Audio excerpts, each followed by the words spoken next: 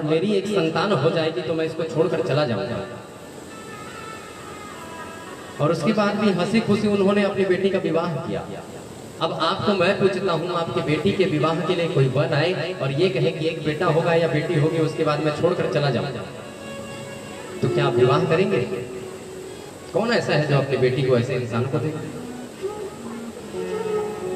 लेकिन करदम से हमको ये शिक्षा लेनी चाहिए कि गृहस्थ में रहकर भी हम प्रभु को जप सकते हैं, प्रभु को पा सकते हैं। इसलिए तो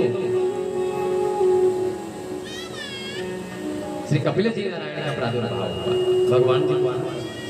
अब 50 पत्नियां चली, अब बच गए फिर से गजे, स्वयं को फिर से खींचने लगे, निकाल नहीं पाए।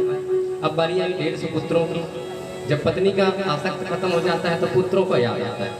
गजेंद्र ने अपने पुत्रों का आह्वान किया कि पुत्र, तुम में तो मेरी रक्त की धाराएं बहते हैं, तुम तो मुझे बचा लो। 150 उसके पुत्र दौड़ते दौड़ते आए और दौड़ते दौड़ते उसके सुंड से सुंड मिलाकर खींचने की कोशिश किए, लेकिन उस काल से उसको बचा नहीं पा रहे। काल ने जर्जर अवस्था में पकड़ लिया। ये काल है बंधुगण, किसी को भी नहीं छोड़ता है।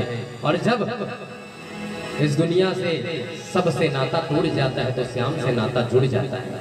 150 पुत्रों ने क्या किया? जो पुत्र हम जिसके लिए बैंक अकाउंट में पैसा सेविंग कर करके रखते हैं, उन्होंने भी क्या किया?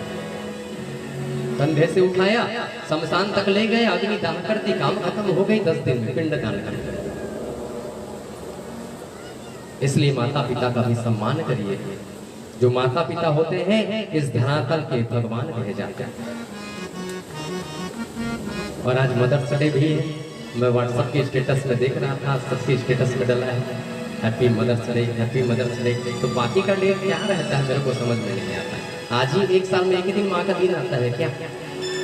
जिसने अपने खून से सींच कर इतने दिन तक तुमको बड़ा किया, उसके लिए केवल एक ही दिन हैप्पी मदर्स डे स्टेटस में लिख दिए, काम खत्म। जिसने लिखा क्या? उसने माँ को प्रणाम किया?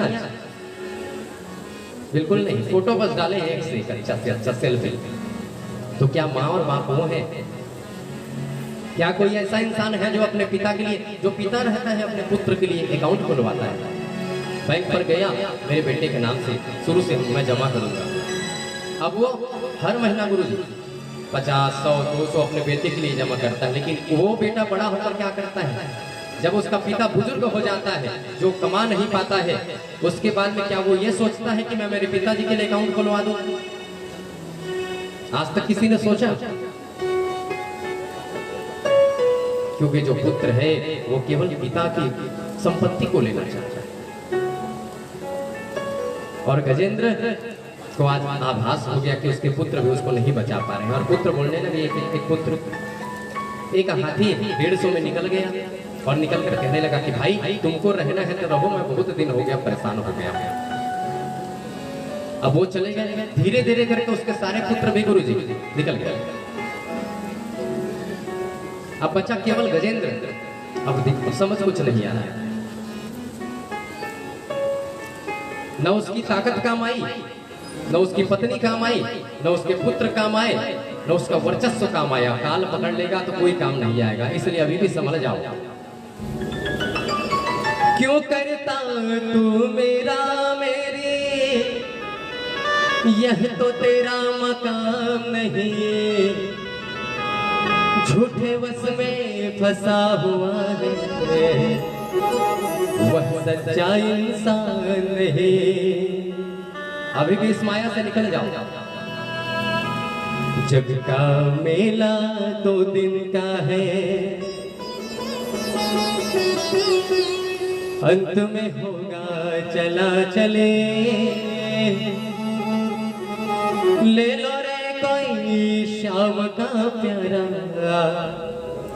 शोर मचाऊं गली गली। और भक्तजनों, दौलत के दीवानों सुन लो, जिनके पास दौलत है वो सुन लो।